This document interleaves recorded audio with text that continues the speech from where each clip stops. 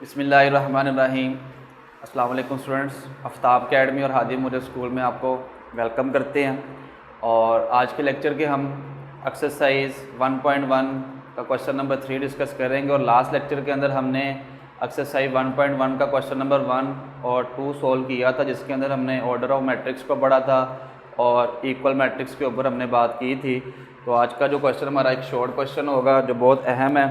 तो इस क्वेश्चन के अंदर हमने क्या काम करना है, तो स्टेटमेंट इसकी हमारे पास है, कहता है find the value of A B C and D.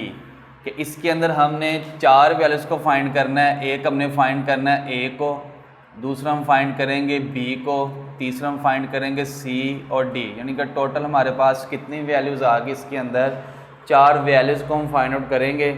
उसके लिए हमें एक मैट्रिक्स दिया गया जिसके अंदर वो कहता है v satisfy the matrix equation, जो इस मैट्रिक्स इक्वेशन को सेटिस्फाई करेगा। और पहली तो चीज़ आपने लास्ट लेक्चर के अंदर ये चीज़ सीखी थी, अगर 2 मैट्रिक्स अगर आपस में इक्वल हैं तो उसके लिए क्या कंडीशन थी, उनका ऑर्डर भी सेम होना ज़रूरी था और उनके अंदर जो कॉरिस्पॉन्डिंग एंट्रीज थी वो भी सेम होना ज़रूरी थी।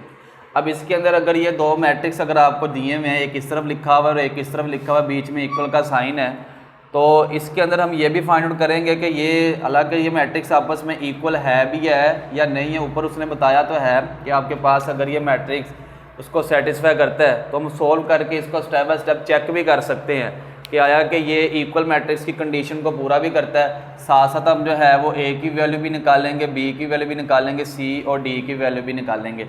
तो टोटल ऑर्डर इसका भी 2/2 है और उसका भी ऑर्डर हमारे पास 2/2 है। तो उसके लिए जब हम इक्वेशन बनाएंगे तो इक्वेशन मेरे पास कुछ इस लिहाज से बनेगी कि फर्स्ट वैल्यू जो है वो इक्वल टू उस तरफ जाएंगे तो किसके इक्वल होगी, 0 के इक्वल, यानी कि फर्स्ट वैल्यू फर्स्ट के, सेकंड के, थर्ड के और फोर्थ वैल्यू किसके इक्वल होगी, फोर्थ वैल्यू के। तो क्या चीज़ होगी, a प्लस सी किसके इक्वल आ गया, 0 के, a प्लस 2b ये वाली वैल्यू किसके इक्वल आ गई, -7, c -1 किसके इक्वल आ गया, 3 के, और 4d -6 ये आपके पास किसके इक्वल आ गया, 2d के। इसको हमने नाम दे दिया इक्वेशन 1, इक्वेशन 2, इक्वेशन 3 और इक्वेशन 4। टोटल 4 इक्वेशंस बन गई हैं और हमने टोटल वैल्यूज़ भी फाइंड आउट कितनी करनी है, इसके अंदर 4 वैल्यूज़ ही हमने फाइंड आउट करनी है। तो चेक करते हैं कि पहले हम इसमें से कौन सी इक्वेशन लें जिसको हम यूज़ करते हुए अपना क्वेश्चन ईजिली सॉल्व कर सकते हैं। पहली इक्वेशन भी देखते हैं। पहली इक्वेशन में हमारे पास ए भी है और सी भी है, तो किसी एक वैल्यू का मेरे पास होना ज़रूरी था, या मेरे पास ए आ जाता या मेरे पास क्या चीज़ आ जाती, सी आ जाता, तो इसमें ईजिली हम पुट करके इसकी वैल्यू निकाल सकते थे। तो इट्स मीन यहाँ पर हम पहली इक्वेशन को यूज़ नहीं कर सकते अभी। सेकंड इक्वेशन भी कुछ इसी तरह की है, इसके अंदर मेरे पास पहले ए है फिर इसके अंदर बी है, तो उसके लिए भी दोनों सोल्व करने के लिए मेरे पास किसी एक वैल्यू को होना ज़रूरी है। थर्ड इक्वेशन के अंदर देखिए लिखा हुआ है c -1 = 3, यानी कि सिर्फ इसके अंदर मेरे पास जो एक वेरिएबल है वो c है। तो इसका मतलब मैं यहाँ से इजीली जो है वो c की वैल्यू को निकाल सकता हूँ। तो हम फिर कौन सी इक्वेशन को यूज़ करेंगे, इक्वेशन नंबर 3 को। फ्रॉम इक्वेशन 3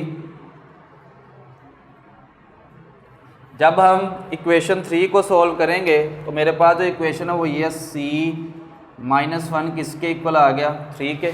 तो यहाँ से अगर c की वैल्यू निकालें तो c के साथ इधर 1 माइनस का अगर इक्वल के उस तरफ जाएगा तो क्या होगा, ये प्लस हो जाएगा, तो 3 + 1 बन जाएगा।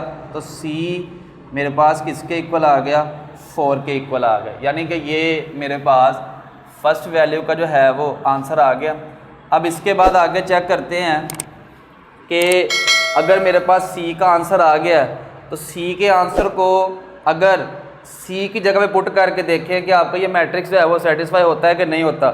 c की वैल्यू मेरे पास निकली है 4, तो बेटा ये चीज़ चेक करें। अगर मैं इक्वेशन 3 में अगर c की जगह पे 4 पुट करके चेक करूं, ये देखिए ये मेरे पास अगर इक्वेशन है, इधर c की जगह पे 4 -1 = 3, 4 में से 1 को माइनस करेंगे तो 3। तो यानी कि ये जो मैट्रिक्स हमें दिया गया है ये एक इक्वल मैट्रिक्स के तौर पे भी है, जिसमें आपको जो भी आंसर निकालते जाएंगे उसकी लेफ़्ट और राइट हैंड साइड दोनों आपस में क्या होंगे, इक्वल होंगे। एक वैल्यू मेरे पास आ गई, यानी कि मेरे पास सी का आंसर आ गया। अब 3 आंसर रह गए, ए, बी और डी का।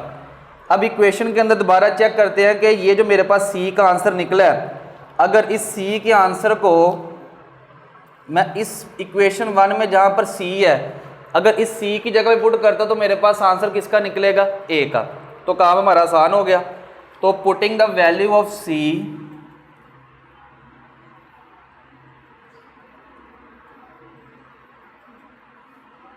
Is equal to 4 in equation 1। जब हम c की वैल्यू को इक्वेशन 1 की जगह पे पुट करेंगे तो मेरे पास आंसर किसका निकलेगा, यहाँ पर a का। तो c की वैल्यू मेरे पास है 4 इज इक्वल टू 0। यहाँ पे चेक करें, a के साथ 4 प्लस का जब इक्वल के उस तरफ जाएगा तो माइनस होगा। तो a is equal to 0 minus 4, मेरे पास a का जो आंसर आ गया वो क्या आ गया, -4।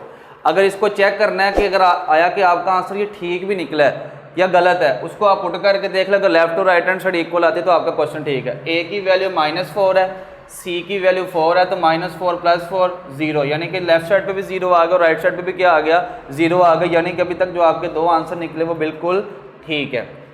दो आंसर हो गए हमारे पास, एक a का और c का। अब रह गया b और d का। अब हम b और d का आंसर कैसे निकालेंगे, अब देख लेते हैं कि मेरे पास जो a की वैल्यू निकली है ये क्या हेल्प करेगी मेरी। a की वैल्यू मेरे पास निकली है -4। अगर मैं a की वैल्यू को, ये सेकंड इक्वेशन मेरे पास है, इस a की जगह पे पुट करता हूँ यहाँ पर, तो मेरे पास आंसर किसका निकलेगा, b का। तो फिर क्या करते हैं, इसको पुट करते हैं। पुटिंग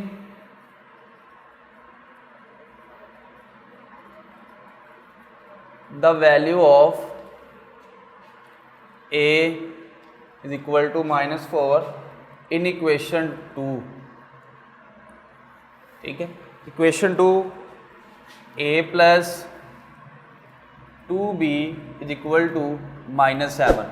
अब a की वैल्यू मेरे पास है -4, तो इस a की जगह पर जब मैं -4 पुट करूँगा, -4 + 2b इज इक्वल टू -7। तो b की वैल्यू निकालनी है मैंने, तो b के साथ ये जो है मेरे पास 4 है, ये इधर माइनस का जब इक्वल के उस तरफ जाएगा तो ये क्या होगा, प्लस का। -4 + 4 2b is equal to minus plus minus, बड़ा साइन मेरे पास कौन सा है, माइनस का है, तो आंसर मेरे पास क्या निकलेगा, -3। अब b के साथ 2 मल्टीप्लाई का इक्वल के उस तरफ जाएगा तो ये क्या होगा, मेरे पास डिवाइड हो गया। तो मेरे पास जो b का आंसर निकला वो क्या निकला है, 3/2। और अगर आप 3 को 2 पे डिवाइड करेंगे तो आपके पास क्या आंसर बनेगा, समथिंग इसका 1.5 आपके पास आंसर आएगा, क्योंकि 2 × 1 = 2, पॉइंट लेंगे तो 2 × 5 = 10। तो मेरे पास इसका अगर 0.5 में आंसर लिखते हैं इसका, तो आंसर इसका आएगा b इज इक्वल टू -1.5। तो थर्ड आंसर भी मेरे पास आ गया, b का 3/2 या -1.5। 3 आंसर मैंने फाइंड आउट कर लिए इसके अंदर। ठीक है, अगर आप इसको भी चेक करना चाहते हैं कि आपका ये जो b का आंसर आई है अगर ठीक है, तो b की वैल्यू -3/2 निकले। यहाँ पर इसको पुट करें b की जगह पे -3/2, ठीक है, और a की वैल्यू को भी पुट करेंगे तो a की वैल्यू आपके पास निकली है -4, और b का जो 2 होगा वो उस 2 से कैंसिल आउट हो जाएगा। तो -4 -3 किसके इक्वल आ जाएगा, -7 के। तो आपके पास इक्वेशन 2 भी आपकी सेटिस्फाई कर देगी और आपका b का आंसर भी जो है वो ठीक आया। अब एक आंसर रहेगा हमारे पास d का। ठीक है, तो d का आंसर निकालने के लिए हम इक्वेशन नंबर 4 को देखते हैं, जहाँ पर मेरे पास ये d वेरिएबल मौजूद है। तो इधर लिखा हुआ है 4d - 6 is equal to 2d, यानी कि इसके अंदर कोई दूसरा XYZ यानी कि a, b और c मौजूद नहीं है। तो इसका मतलब क्या है कि मैं इजीली अपनी इक्वेशन 4 को यूज़ करूँगा और इसमें से d की वैल्यू हम इजीली निकाल सकते हैं। तो फ्रॉम इक्वेशन 4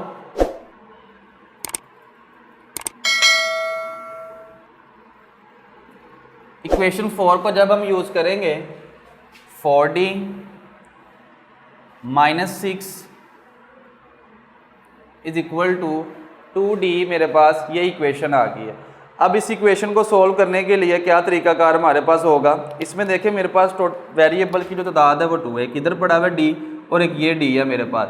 तो सबसे पहले हम क्या काम करेंगे कि d की वैल्यू को हम एक तरफ कर लेंगे और जो कांस्टेंट वैल्यूज होंगी उनको हम एक साइड पे कर लेते हैं ताकि हम इजीली किसकी वैल्यू निकाल सके, d की। तो उसके लिए देखें कि यहाँ पर जो मेरे पास 2d की वैल्यू इधर प्लस में जब इक्वल की इस तरफ आएगी तो ये वैल्यू क्या होगी, माइनस में 4d - 2d, और इसके बाद ये इधर 6 माइनस का अगर इक्वल के उस तरफ जाएगा तो ये क्या होगा, प्लस का। ठीक है, अब प्लस माइनस, माइनस बड़ा साइन प्लस का, 4 में से 2 को माइनस करेंगे, आपके पास आंसर क्या आ जाएगा, 2d इज इक्वल टू 6। अब d की वैल्यू निकालनी है, d के साथ 2 मल्टीप्लाई, अगर मैं d के साथ 2 मल्टीप्लाई के इक्वल के उस तरफ जाएगा तो ये क्या होगा, डिवाइड का। तो आंसर मेरे पास इसका क्या निकलेगा, कटिंग करेंगे तो मेरे पास आंसर आ जाएगा 2 3 6, मेरे पास जो है वो इसका आंसर आ गया।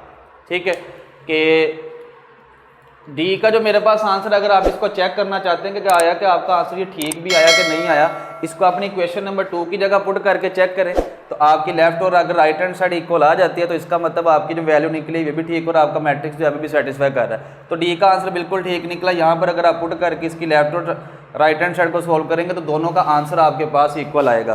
तो उसने मेरे जो 4 वैल्यूज फाइंड आउट करने के लिए कहा था, हमने चारों वैल्यूज फाइंड कर लिया। तो मेरे पास जो आंसर आए हैं इनके, ए का जो आंसर मेरे पास निकला है वो निकला है -4, बी का जो आंसर आया मेरे पास -1.5,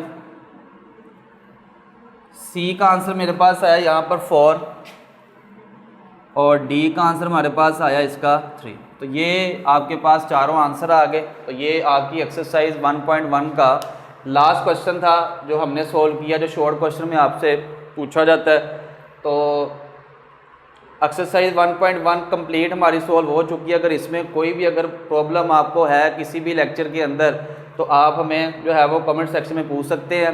और अगला जो हमारा नेक्स्ट लेक्चर होगा उसके अंदर हम टाइप्स ऑफ मैट्रिसेस को डिस्कस करेंगे। टोटल 12 टाइप होंगे जिसकी मदद से हम अपनी 1.2 उसको भी सोल्व करेंगे। तो लाजमी जो है वो लेक्चर भी देखिएगा ताकि अगर आप 1.2 सीखना चाहते हैं तो वो लेक्चर का आपको आना बहुत ज़रूरी है। तो आज का हमारा यही लेक्चर था।